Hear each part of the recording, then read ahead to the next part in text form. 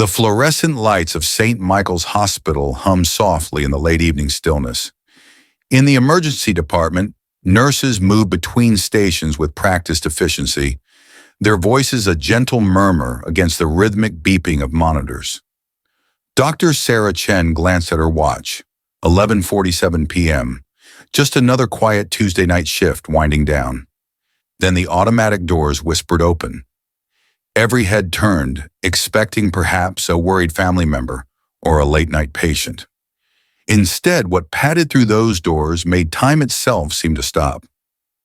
A German shepherd, powerful, mud-streaked, his tan and black coat matted with dried earth, moved with singular purpose across the polished floor. But it wasn't just his unexpected presence that froze everyone in place. It was what he carried so carefully in his jaws. A bundle, small, wrapped in what looked like a faded cream-colored cloth, and it was moving. Before we continue with this incredible story, make sure to hit like and subscribe.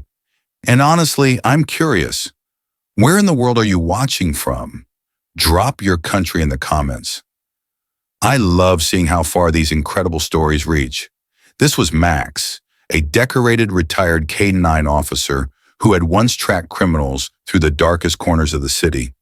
His brown eyes, usually sharp and alert, now held something different, exhaustion mixed with an unmistakable urgency. He didn't bark. He didn't hesitate.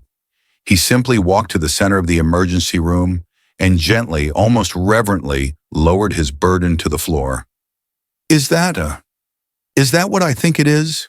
whispered Nurse Jessica Martinez, her hand instinctively reaching for the radio at her hip. Dr. Chen approached slowly, her heart hammering. Max sat back, his gaze never leaving the bundle, his breathing heavy but controlled. As she knelt down and carefully pulled back the first fold of cloth, the collective gasp that filled the room was almost audible. A baby, impossibly tiny, dangerously still. The infant's skin had a bluish pallor under the harsh hospital lights, his little chest barely rising with each shallow breath. Dr. Chen's training kicked in instantly, overriding her shock. "Code Blue! Get me a crash cart, now!" Her voice cut through the stunned silence like a blade. "Someone page pediatrics and get respiratory down here immediately." The emergency room exploded into controlled chaos. Nurses scattered in every direction, their soft-soled shoes squeaking against the linoleum.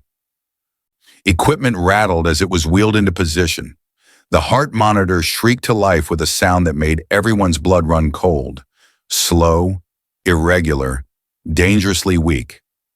"Body temperature is critically low. We're looking at severe hypothermia," announced Nurse Martinez, her fingers already working to establish an IV line in the infant's impossibly small arm. "I can barely find a vein." "Oxygen saturation at 82% and dropping," called out another nurse, her voice tight with tension. Dr. Chen cradled the baby's fragile head as they transferred him to the examination table. "This child is severely dehydrated and malnourished. Start warming protocols immediately. I need blankets, heat lamps, and warm IV fluids. Every second counts. This baby is fighting for his life."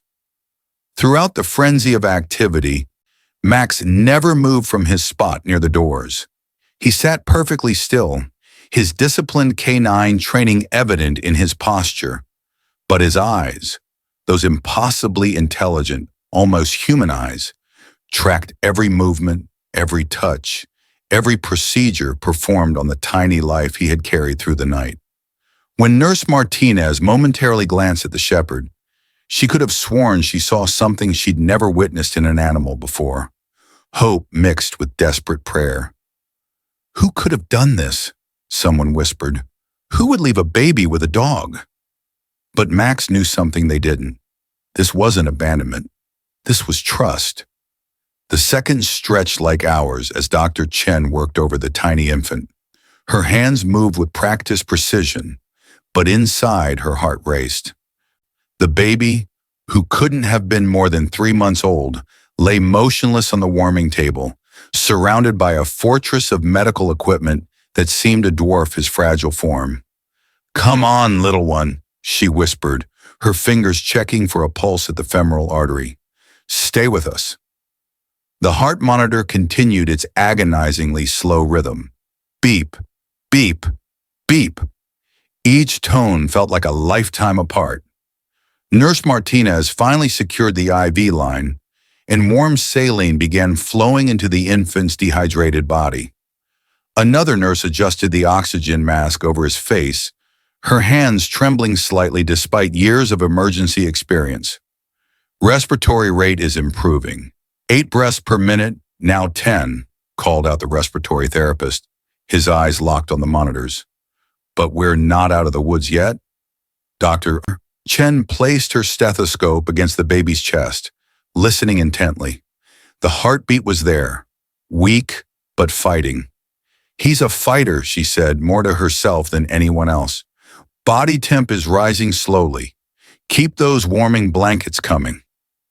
Behind them, Max hadn't moved an inch. The German shepherd sat like a statue, his muscular frame rigid with tension, his ears pricked forward, catching every word, every sound. When the heart monitor stuttered for a brief moment, his body tensed visibly, a low whine escaping his throat, the first sound he'd made since arriving. "Easy, boy," Nurse Martinez said softly, glancing at him between tasks. "We've got him." But Max's eyes told a different story. They held a depth of emotion that seemed almost impossible for an animal. Fear, hope, and something that looked remarkably like guilt. As if he blamed himself for not arriving sooner. "Oxygen saturation climbing, 85%, now 88%, announced another nurse, relief creeping into her voice. "He's responding." Dr. Chen allowed herself the smallest breath of relief. The baby's skin was slowly losing its frightening blue tinge, warming under the heat lamps. His chest rose and fell with more regularity now, though still far from normal. She gently examined him for injuries, finding none. Only the telltale signs of severe neglect and starvation. "How long has this child been without proper care?" she murmured, noting the sunken fontanelle, the paper-thin skin stretched over tiny ribs. "Doctor," Nurse Martinez said quietly, "there's something tucked in the cloth."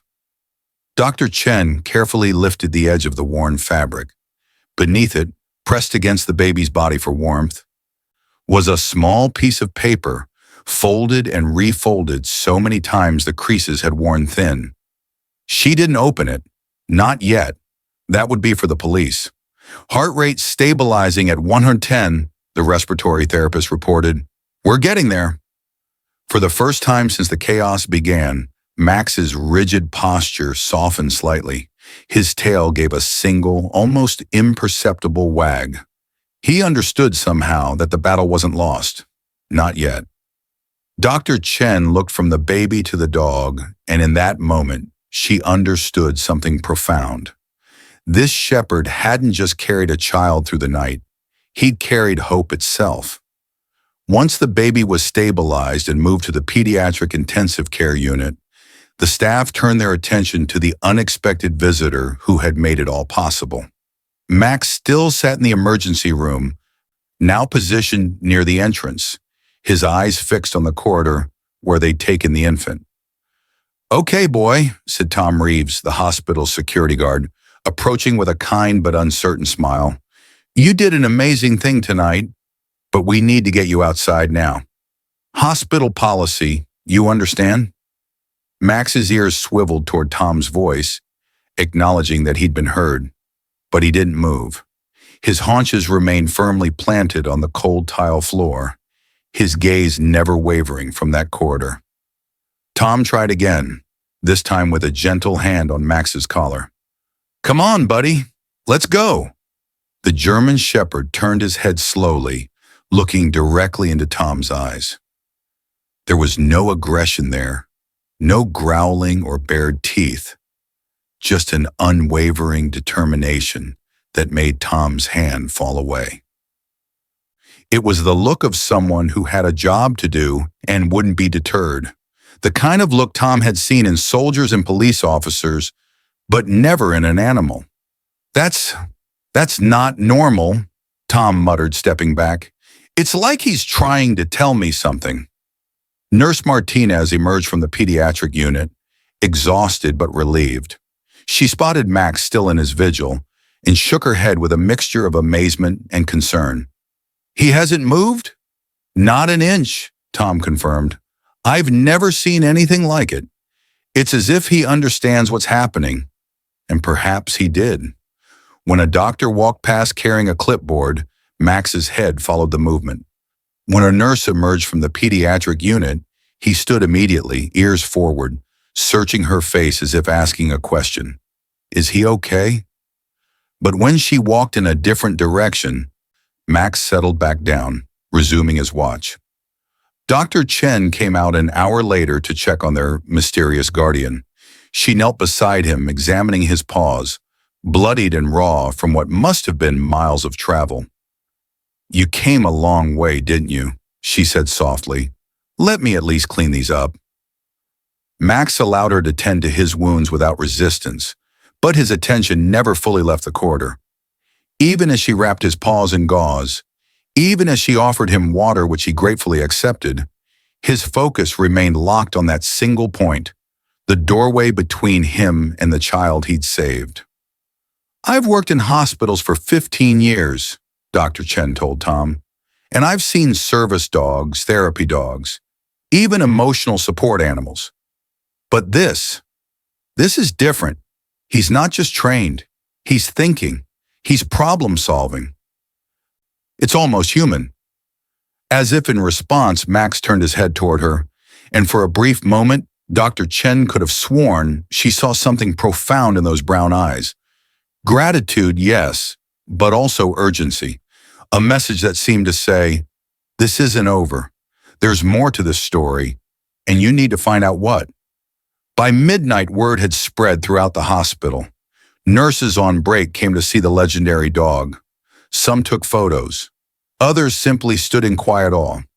But through it all, Max remained, a silent guardian keeping watch over a mission that wasn't yet complete. It was Nurse Martinez who finally called the police. We need someone who understands working dogs, she said into the phone, because I think this one is trying to tell us something important. Officer Marcus Daniels pushed through the hospital's automatic doors at 12:47 a.m., his radio crackling with dispatch chatter. He'd been a K-9 handler for 12 years before moving to investigations, and the dispatcher's description had caught his attention immediately.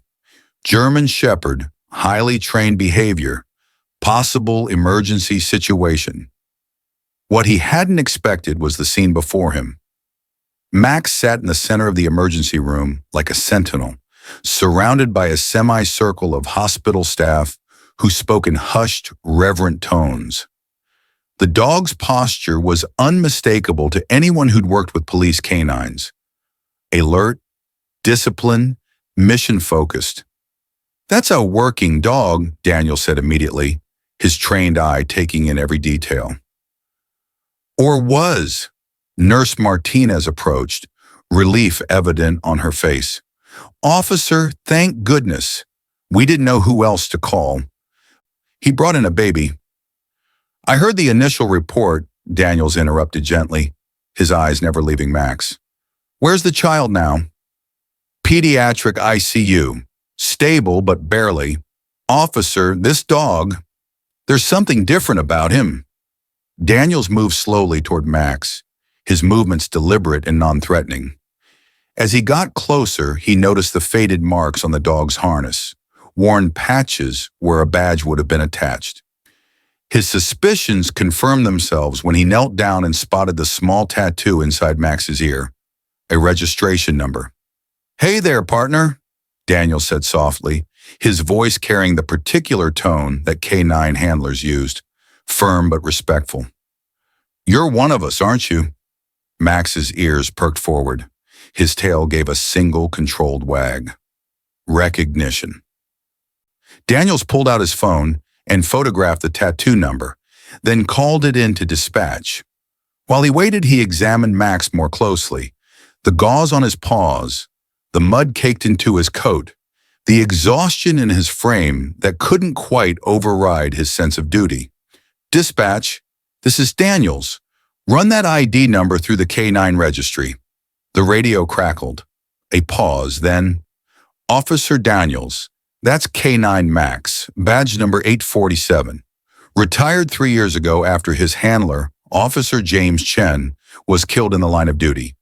Last registered address is 4782 Maple Street." Daniels felt his chest tighten. A retired K9, alone for 3 years, somehow finding himself responsible for a dying baby. This wasn't random. This was a dog who'd been given a mission, or had taken one upon himself. "Max," Daniels said, his voice taking on the command tone that working dogs recognized. "Where did you come from, boy? Where's home?" Max stood immediately, his entire body language shifting. He took 3 steps toward the entrance, then stopped and looked back at Daniels. The message was unmistakable. "Follow me." "He wants to show us something," Dr. Chen said, having joined the growing group. "He's been waiting for someone who would understand." Daniels nodded slowly, his investigator's instincts firing on all cylinders. "This dog didn't just stumble onto that baby. He knows where the mother is. He knows what happened." He stood, his decision made. "I'm going to need that folded paper you found with the child, and I'm going to need someone to stay with the baby while Max and I take a trip." Max's tail wagged again, more vigorously this time. Finally, someone understood. Finally, someone was ready to listen. The investigation was about to lead them into the heart of a story that would change everything. The night air was cold and heavy with moisture as Officer Daniels opened the passenger door of his patrol car. Max hesitated for only a moment before jumping in, his training from years ago resurfacing like muscle memory. As Daniels slid behind the wheel, Max positioned himself in the seat, his nose already pointing toward the windshield, indicating direction. "All right, partner," Daniels said, starting the engine. "Show me the way." They drove through the well-lit downtown area, past the closed storefronts and empty cafes. Max remained perfectly still, his attention laser-focused ahead. Then, as they approached an intersection, he let out a single, sharp bark. "Left?" Daniels asked, already turning the wheel. Max's tail thumped once against the seat. Confirmation. They continued like this for 20 minutes, Max directing with barks, whines, and shifts in his body weight. Daniels radioed in their route, calling for backup to follow at a distance. With each turn, the neighborhoods grew progressively worse, streetlights becoming fewer and farther between, potholes deepening, abandoned buildings increasing in number.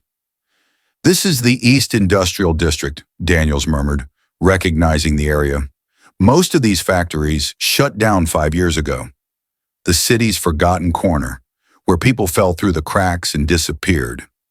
Max suddenly stood on the seat, his nose pressed against the window, a low whine building in his throat. Daniels slowed the car, following the dog's gaze to a narrow side street choked with overgrown weeds and debris. The patrol car's headlights swept across a row of dilapidated houses, their windows broken or boarded, their porches sagging under years of neglect.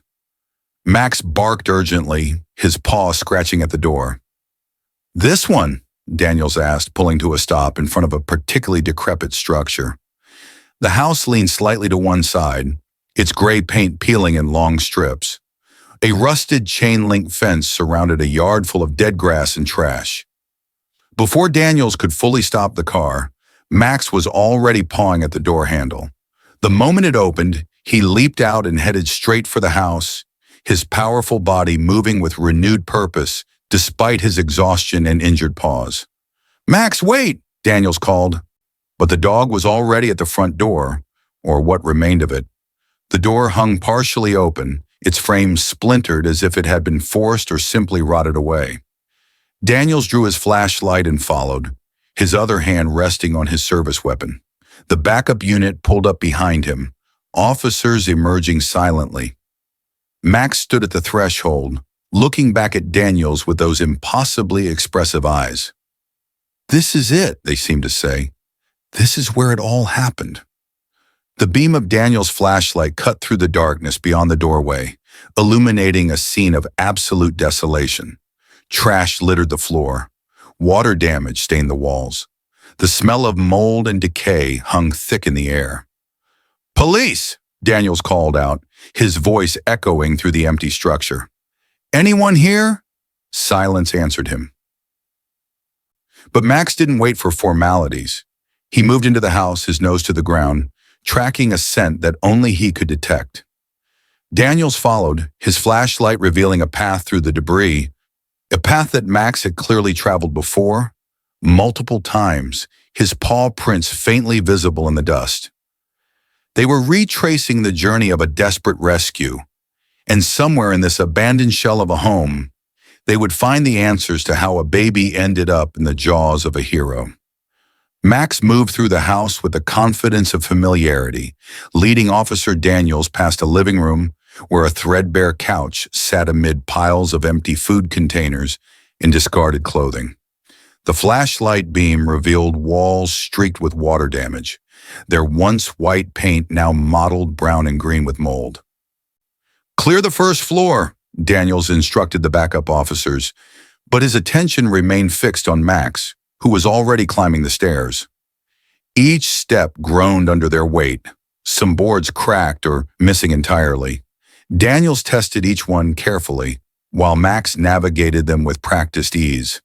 He'd made this journey before, possibly many times. At the top of the stairs, a narrow hallway stretched into darkness. 3 doors, all partially open.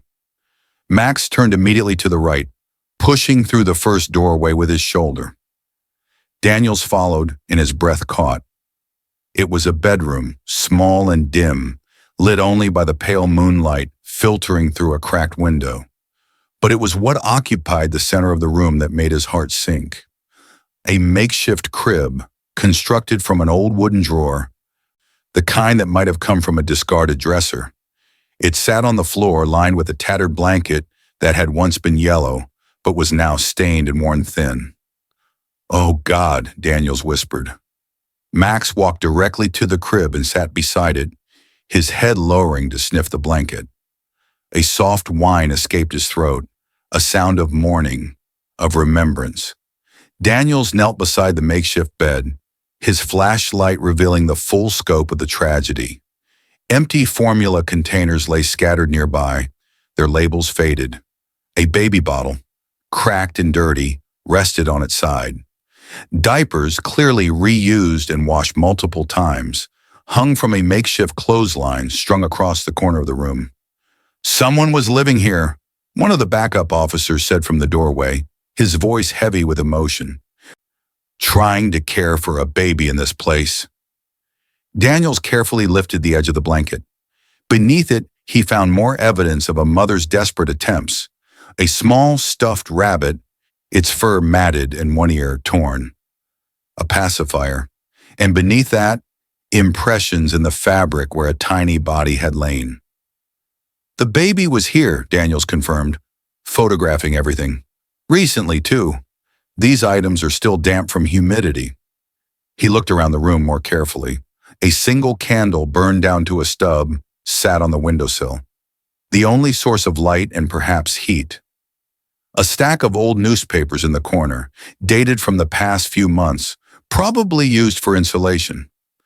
On the floor beside the crib, a woman's sweater, folded carefully as if it were precious.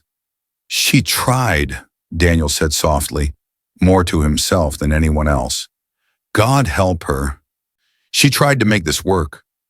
Max pawed gently at the blanket, then looked up at Daniels with eyes that held an ocean of sorrow. The dog had witnessed it all, the struggle, the desperation, the moment when a mother realized she could no longer keep her child alive in this place. "Officer Daniels!" another officer called from across the hall. "You need to see this." Daniels stood, giving Max a gentle pat. The dog remained by the empty crib for a moment longer, as if paying his respects to the small life that had once occupied this heartbreaking space. Then he rose and followed Daniels across the hall. What they found next would explain everything. The second bedroom was even smaller than the first, barely large enough for the single mattress that lay on the floor. No frame, no box spring, just a thin, stained mattress with a single pillow and a moth-eaten blanket. This was where she had slept, when sleep came at all. Officer Rivera stood near a broken nightstand, his flashlight pointed at something in his gloved hand. "Sir, you need to read this." Daniels crossed the room and took the paper carefully. It was notebook paper, torn from a spiral binding, the edges ragged and soft from being handled repeatedly. The handwriting was shaky, written in pencil that had been pressed hard into the page. The writing of someone whose hands trembled from weakness or emotion, or both. Under the beam of his flashlight, Daniels read aloud, his voice growing quieter with each line. "To whoever finds this, I don't know if anyone will ever read these words, but I have to write them anyway. I have to believe someone will understand. My name is Rachel. My son's name is Noah. He is 3 months old and he is the most beautiful thing I have ever seen in this broken world. I have failed him. 6 months ago, I had a job. I had an apartment. I had hope. Then I got pregnant and everything fell apart. My boyfriend left.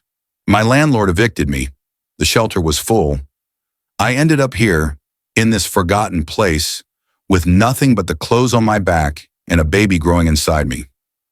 I tried. God knows I tried. I worked odd jobs for cash.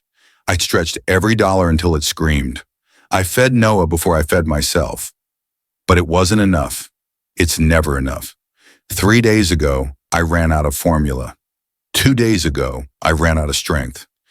Yesterday, I looked at my baby boy and saw death in his eyes, and I knew I had only one choice left. Max has been our guardian since we came here. He found us one night, wandering these streets, and he never left. He brought us food when he could. He kept Noah warm when I couldn't. He is the only reason we survived this long. I am sending Noah with Max because I trust this dog more than I trust this world. Max knows where the hospital is. I've seen him watch the ambulances pass. He understands more than any animal should. I'm not abandoning my son. I'm saving him. If Noah lives, tell him his mother loved him more than life itself. Tell him I didn't have the strength to keep him safe, but I had enough love to let him go. Please take care of my baby. Please don't let this city swallow him like it swallowed me. I'm so sorry, Noah. Mama's so sorry. Uchar. The room fell silent except for the sound of distant traffic and Max's steady breathing. Daniels felt his throat tighten, his eyes stinging despite years of training himself to remain detached. "She's still alive," Rivera said quietly. "She wrote this expecting to die, but maybe—" "We find her," Daniels interrupted, his voice firm. "We find her right now.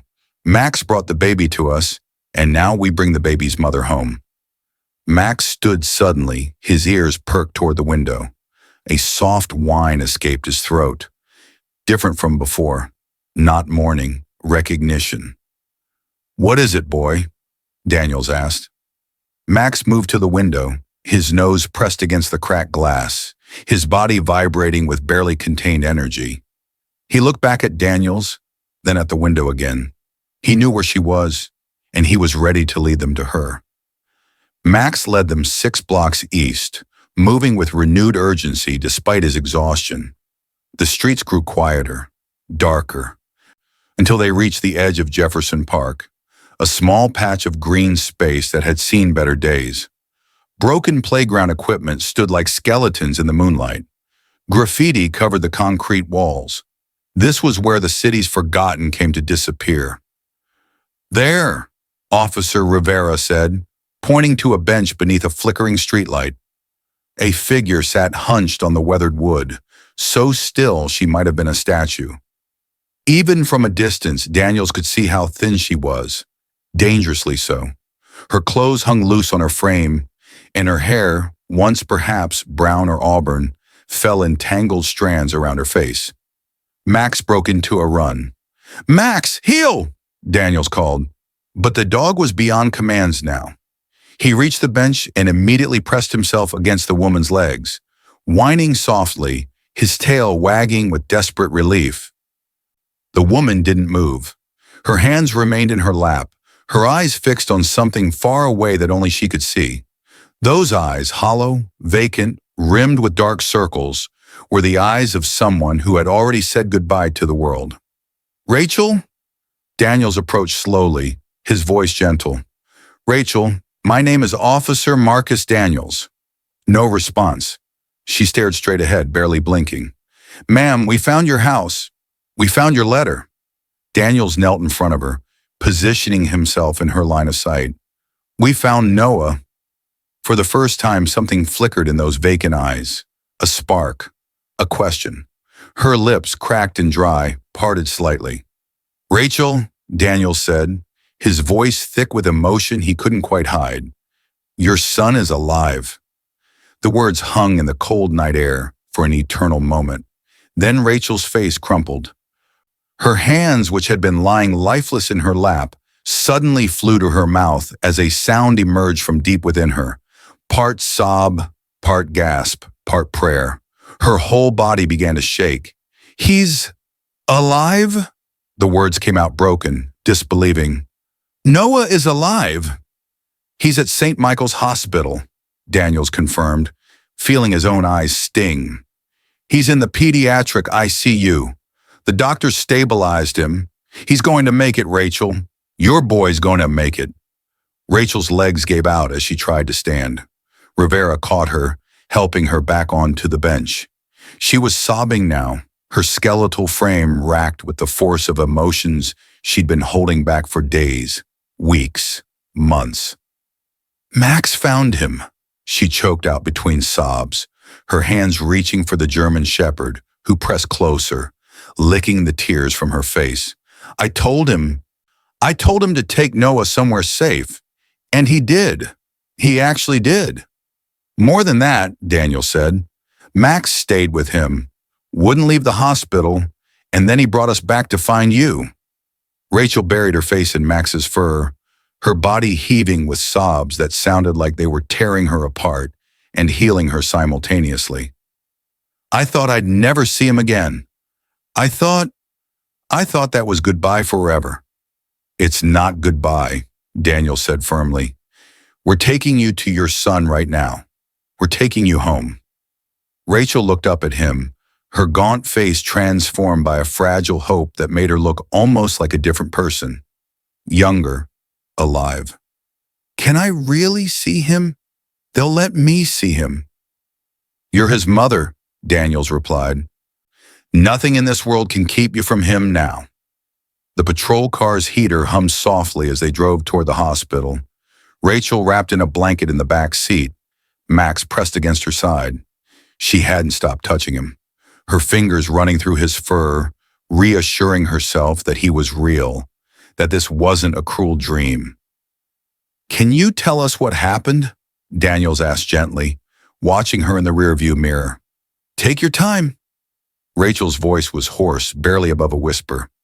"I was a teacher. Did you know that? Second grade. I love those kids." A sad smile crossed her face. "Feels like a lifetime ago now." She stared out the window at the passing streetlights.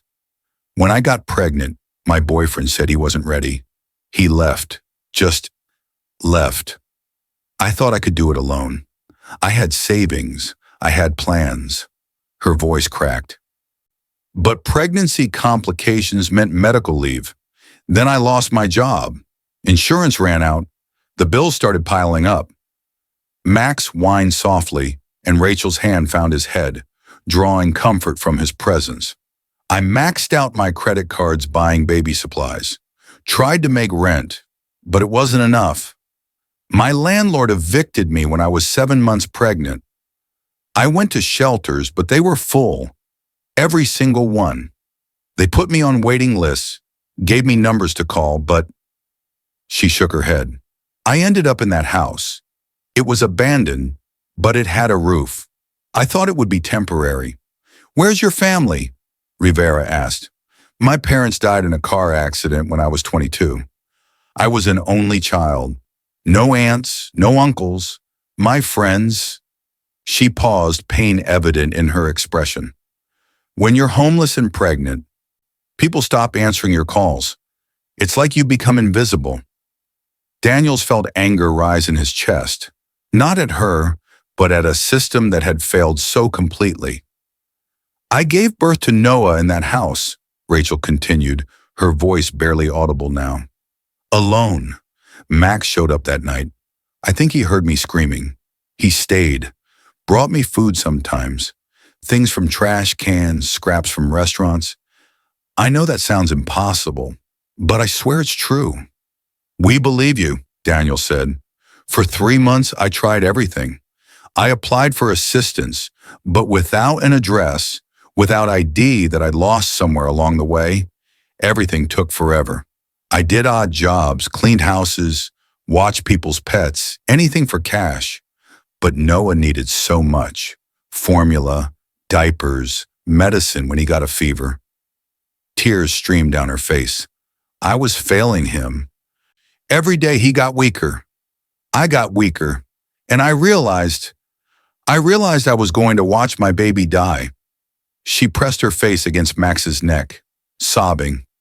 3 days ago, I held Noah and knew I had one choice left. I could keep him and watch him die with me, or I could give him to the only one I trusted. Max, Daniel said. Rachel nodded. I wrapped Noah in the only clean cloth I had. I put my last note in his blanket, and I looked into Max's eyes and said, please take him somewhere safe. Take him to the hospital. I don't know how much he understood, but she looked at the dog with wonder. He understood everything. When did he leave? Rivera asked. Yesterday evening, just before dark. I walked him to the edge of the park, kissed Noah one last time, and let them go. Then I went back to that bench to wait for, I don't know what, the end, I guess. You saved his life, Daniel said firmly. Do you understand that? You made the hardest choice a mother could ever make, and you saved your son's life. Rachel looked up, her eyes meeting his in the mirror. Will they take him from me? When they find out I'm homeless, that I couldn't provide? Not if I have anything to say about it, Daniels interrupted. We're going to fix this. All of it. The pediatric ICU was quiet when they arrived, but Dr. Chen was waiting. She took one look at Rachel, gaunt, trembling, barely able to stand, and immediately called for a wheelchair and a medical assessment. But Rachel refused to sit until she saw her son. Please, she whispered. Please, I need to see him. Dr. Chen's expression softened. Come with me. They walked through the sterile corridors, Max padding silently beside them, until they reached a small room where monitors beeped steadily. And there, in an incubator surrounded by wires and tubes, was Noah. Rachel's legs buckled. Officer Rivera caught her, but she pushed forward, her hands pressed against the transparent barrier. My baby, my sweet baby boy. Noah was sleeping, his tiny chest rising and falling with healthy rhythm now, his skin pink and warm under the heat lamps. He looked peaceful. He looked alive. He's going to be fine, Dr. Chen said quietly. Full recovery expected. You got him here in time, Rachel. Max got him here, Rachel corrected, her voice breaking. She turned to the German shepherd, who sat watching Noah with the same protective intensity he'd shown from the beginning. Max saved us both. Over the next 3 weeks, everything changed. The story of Max, Rachel, and baby Noah spread through the hospital, then the precinct, then the local news, and finally the entire city. The response was immediate and overwhelming. A GoFundMe campaign raised over $200,000 in 5 days. A local apartment complex offered Rachel a fully furnished 2-bedroom unit, rent-free for a year. The school district where she'd once taught reached out with a job offer. They wanted her back. Donations poured in: clothes, diapers, formula, toys, furniture, more than Rachel could ever use. She asked that the excess be distributed to other families at the shelters, to parents who were fighting the same invisible battles she'd fought. On a bright morning in late spring, Rachel stood in the doorway of her new apartment. Noah, now healthy and gaining weight daily, cradled in her arms. Max sat beside them, his tail wagging gently, his eyes bright with contentment. Officer Daniels had stopped by with groceries, something he did every week now. "How are you settling in?" he asked. "I keep thinking I'm going to wake up," Rachel admitted, looking around the clean, warm space filled with sunlight. "That this can't be real." "It's real," Daniels assured her. "You earned this, you and Max." Rachel knelt down, holding Noah close as she wrapped her free arm around the German Shepherd, who had refused to leave her side through everything. "I don't know how to thank you," she whispered to Max. "You gave me back my life. You gave Noah his future." Max licked her cheek gently, then turned his attention to Noah, who gurgled and reached out with tiny fingers to grab at the dog's ears. Max endured the pulling with patient dignity, his tail wagging faster. "He's not just a dog," Rachel said, looking up at Daniels. "He's family. He's always been family." Daniels smiled. "The best kind." That evening, as the sun set over the city, Rachel sat in her new living room, with Noah asleep in her arms and Max's head resting on her lap. The television played softly in the background, but she wasn't watching. She was simply existing in this moment of peace, something she thought she'd never feel again. Outside her window, the world continued its chaotic dance. But inside these walls, there was safety, there was warmth, there was hope, and there was a German Shepherd who had carried that hope through the darkest night and refused to let it die. Max had completed his most important mission. He had brought his family home. If this story touched your heart, please share it. Max's loyalty, Rachel's courage, and Noah's survival remind us that even in our darkest moments, hope can arrive on four paws and refuse to let us go. Never underestimate the power of love, whether it comes from a mother's heart or a faithful guardian who knows that some missions are worth everything. And if you like this video and want to see more just like it, then make sure to hit like, share, and subscribe. And I'm genuinely curious, where are you watching from? Drop your country name in the comments. I love seeing how far these incredible stories reach.